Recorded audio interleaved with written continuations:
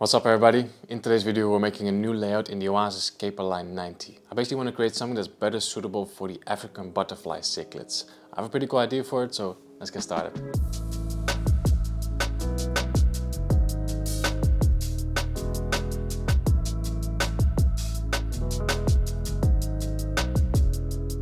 Okay, so I already did all the dirty work yesterday. Basically just removed the hardscape, removed the plants, clean the substrate. So this is the old substrate, we're going to be reusing it. I'll just add some root tabs. Also caught the fish, and the fish that are going back in this tank are currently in this bucket right here.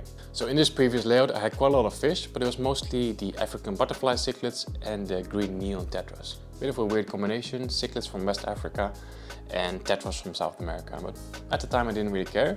But for this new layout I kind of want to keep it Africa only, with maybe a few exceptions. So yeah, in this bucket I have these cichlids. I think there's a couple bristlenose plecos in there as well, maybe a Siamese algae eater, but that's about it. The green neon tetras, I moved them to a different tank. I've also have the biomedia from the filter in here. Yesterday I gave the filter a good clean as well, and some of the plants that I might reuse. So we're pretty much ready to go. We can get started on the hardscape, but before we do that, let's quickly go over the entire setup. So this is the Aquascape line 90. It's measuring 90 centimeters from left to right. It's 45 centimeters tall, and it's also 45 centimeters front to back. So it holds roughly 180 liters, I think, and I'll put up on the screen how much that is in gallons. Then inside the cabinet we have the filter. I'm using an external filter. It's the Biomaster 850 Thermo. Behind the filter I also have the CO2 system. It's a 2 kilogram cylinder with a dual stage regulator. And then on top of the tank we have the light. This is the Skylight Hyperspot FM, I think it's the FM. It's the new version that's controlled via Wi-Fi. That's pretty much the entire setup. So let's get started on the hardscape. Okay, so we already have a thick substrate layer. This is all the substrate from the previous layout. Yesterday I just rinsed it a couple times with some clean water, so most of the dirt is removed and basically most of the nutrients are removed as well, I think. So later we're just going to add some root tabs just to kind of boost it again. As you can see, I've kind of pushed all the soil towards the back and kind of leave the empty space in the front.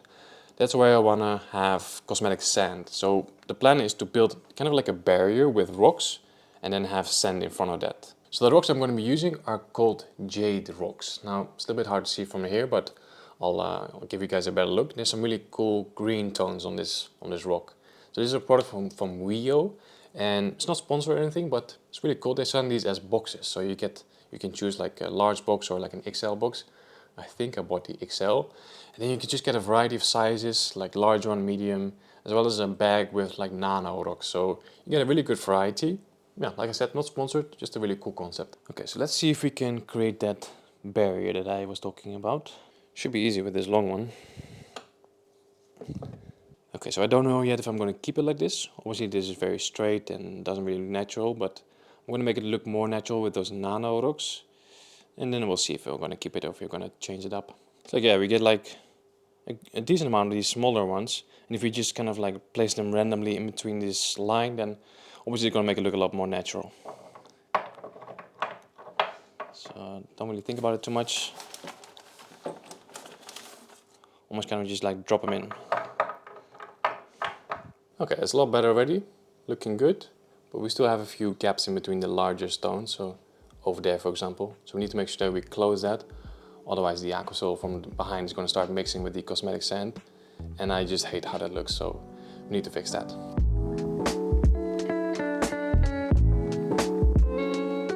Okay, we're almost there. Just to make sure that we have the perfect barrier and no AQUASOIL is going to start coming forward, I have a little bit of filter wool. I'm just going to take tiny pieces and wedge those in these smaller gaps, and then we should be all good. For example, over here, we can wedge it in there.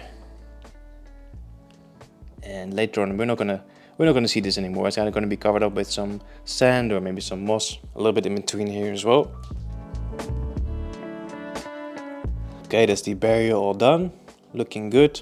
Hopefully it will stay intact. I'm not going to add any sand just yet. I'll do that at the very end. If we do that now, it's just going to become a mess. So let's move on to the wood. So this is quite exciting. I have two absolutely beautiful pieces of corbo root. At least that's how it's called here in the Netherlands. It's quite a popular hardscape, it's very readily available. I just haven't really used it that much yet because most of the pieces are quite large and I don't really have a lot of big tanks. So I already had a little play around before I started making this video. And basically what I came up with is something like this. So like a kind of a V shape in the middle. I think that looks good. The only thing I'm wondering now is how I'm going to secure these two pieces of wood, because I mean that one is very light, it's definitely going to float. The one on the left is a little bit more dense and very heavy, but I don't want to take any chances. So we need to secure them to some rocks or something. And I can secure them in front here, but that's not going to be enough. So yeah, let me just come up with a solution.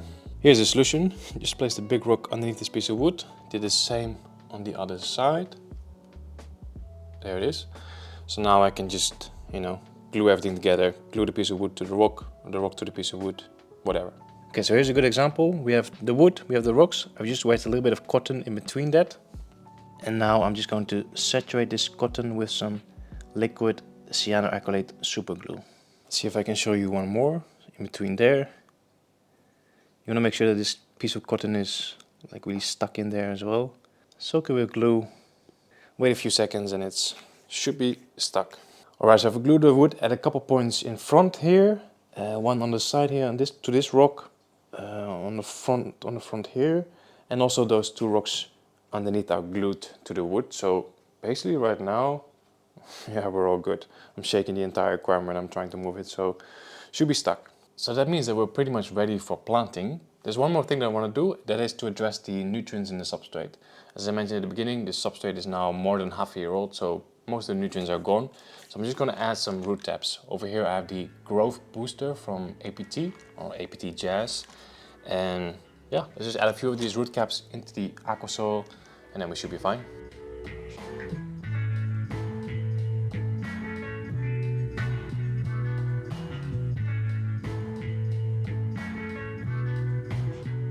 Okay, let's talk about plants. First of all, a massive shout out to Dandelion Plants. They've provided all the plants for this project.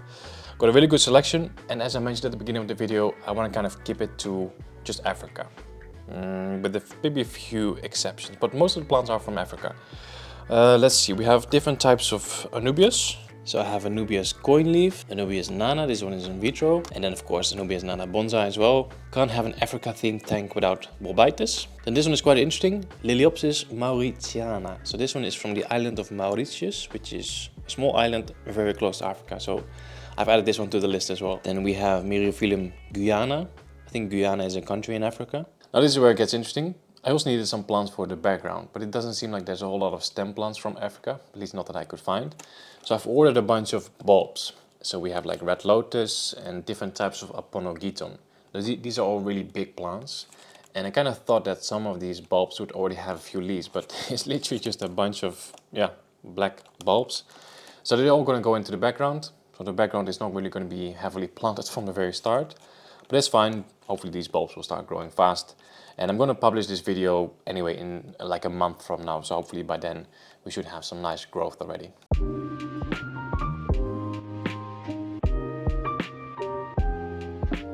Okay, plants all prepared. I'm going to start with the epiphytes, so the Anubias and the BOLBITIS. I don't really have a plan yet, so I'm just going to kind of place them randomly, see how I like it, and if anything needs to be glued or secured, then we can do that afterwards. So I have some Anubias coin leaf. This is quite a large plant, so I'm thinking to use these in the gaps, like underneath the wood. So here, for example, maybe another one on this side. Okay, so that's the coin leaves. Next up, we have the Anubias bonsai.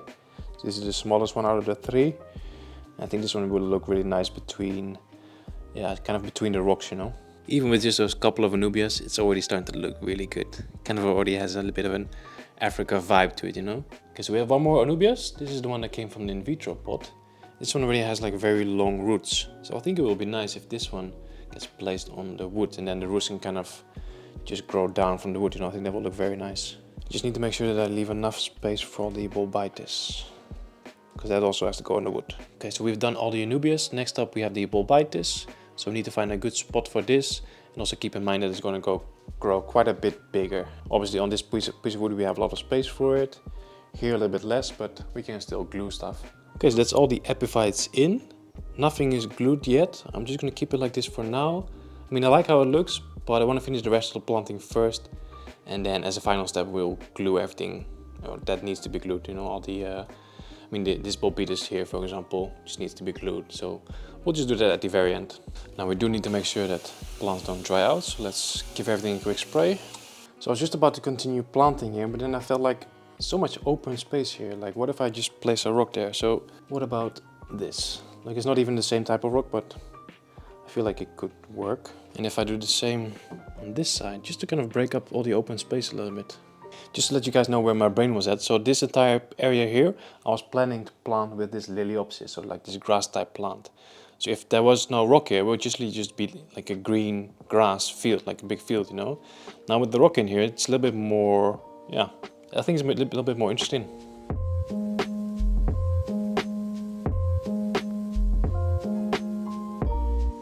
Okay, so I've just finished planting the LILAEOPSIS. So on the left side, in the middle, and on the right side.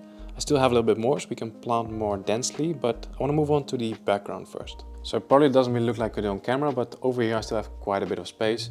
Same on the other side. So there I want to plant those APONOGETONs.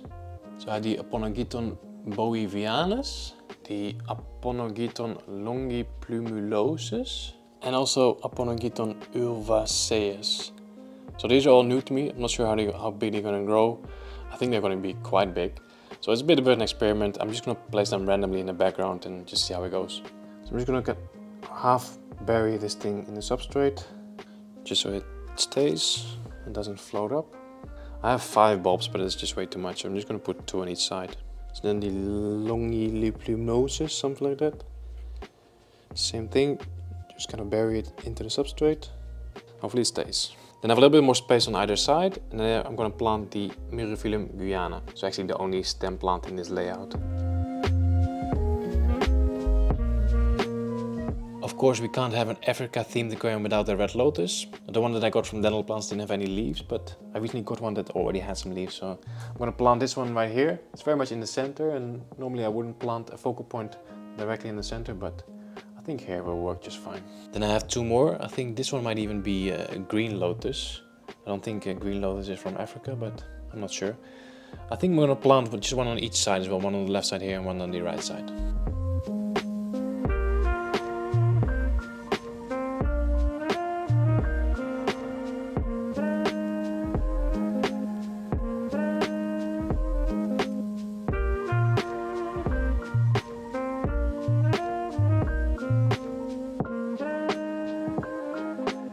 Okay guys, I think that's the planting done. Really happy with how it looks so far. I still want to add a little bit of moss in between the rocks and the wood, but I'll do that later. I first want to fill up with water, then I can also kind of siphon out all the dirt that's on the foreground here, add in a fresh clean layer of cosmetic sand. I think that's going to look really good.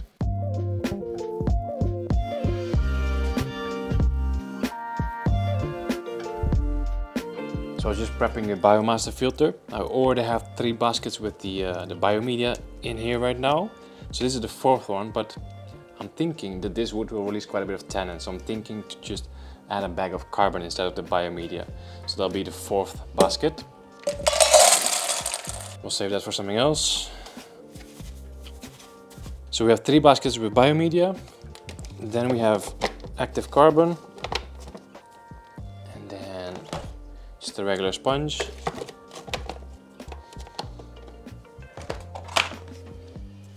Then we have a finer sponge with the filter floss. And then 1 more small basket also full of filter floss. Make sure they're all stacked properly.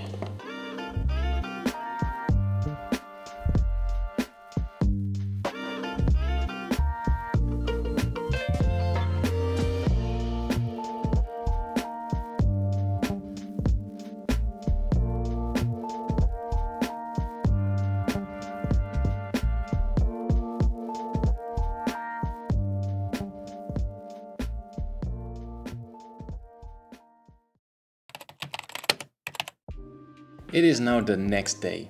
The water is crystal clear and the tank is looking really good. Now because I've reused all the substrate from the previous layout and I've kept all the biomedia in a bucket as well, I'm confident that we can add a fish straight away. After the usual acclimation procedure, I'm first adding in 2 bristlenose plecos and 1 Siamese algae eater. This will be the cleanup crew for this tank.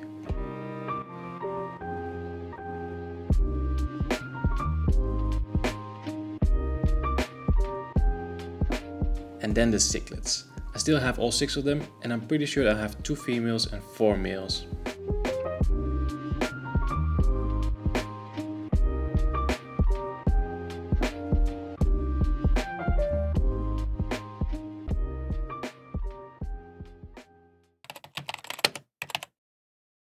And here we are 6 weeks later. The tank is looking really good right now. I'm really happy with it. A lot of things happened in the past 6 weeks as well. Some good things, some not so good things. So let's do a quick recap. Starting with the not so good things, I had some issues with certain plants. So if you guys remember, in the background I planted Myriophyllum guyana, the stem plant. And apparently my butterfly cichlids thought that was a little snack for them. So they kind of ate it all. That was not supposed to happen, but it's fine. I don't think the stem plant would have suited this layout anyway. And then the second issue with the plants is the ANUBIAS. I actually had some sort of ANUBIAS melt or rhizome rot. I actually lost a lot of the ANUBIAS. So I've just replaced it with some new ones. And yeah, right now it's looking good. I think the issue is no longer there. I think it stopped. At least I hope so, fingers crossed. And then the third and last issue, it's not really an issue, but it's just really slow plant growth with the LILAEOPSIS, the grassy carpeting plant. Yeah, when I planted it, it was really vibrant green and really long, and I kind of just left it like that for 3 weeks, but I didn't really see any progress. There was no runners, so I kind of trimmed it. I thought if I trim it, maybe it will promote some more horizontal growth. Also hasn't happened, so it's kind of, there is some progress, but it's just very slow. So we'll just see what happens in the next few weeks. Then let's talk about all the good things that happened to this layout. I think first of all, the layout itself just developed beautifully. I love how the background filled in with all the different types of APONOGETON, just something different. They do grow quite fast, so I need to thin them out often, but it's fine, very easy to do. And then the fish, I've added quite a lot of fish to this layout, but I really love the current fish selection that we have. So we started with the 2 bristlenose plecos and the Siamese algae eater and the 6 African butterfly cichlids. And then I think it was 3 weeks ago, I went to a shop and I found the African banded barbs. I was kind of looking for them already, but I didn't know that this shop would have them. But when I saw them, I just immediately bought them all. So I think we have a group of 15 or so. Really like them, just a beautiful orange color. They really pop in this layout, and the males are always interacting with each other, so it's just fun to watch. But I was looking for something else. And I'm really happy that I found them. And of course I'm talking about the Congo Tetras, the blue-eyed Congo Tetras. Never kept them before, but I really wanted to keep Congo Tetras, but the regular Congo Tetras are a little bit too big for a 90 centimeter tank, but these guys stay a little bit smaller. And first time I saw them in a shop, they only had 4, so I just bought 4 of them. And then it was yesterday, I went to one of my favorite fish shops, the Manfish, and he had 9 more. So right now we have a group of 13. Really beautiful fish. I love them. Like, I love the blue eyes, love the yellow color, and they're really peaceful as well. So I think right now we have enough fish in this tank, but just really happy with it. But I think that's it. I think I've talked enough. I'm going to end the video with some beautiful cinematic shots. I'm really happy with this tank. Can't wait to see how this is going to develop in the next few weeks and months. And guys, let me know in the comments what you think of this layout. Don't forget to smash the like button. As always, thanks for watching. See you guys in the next one.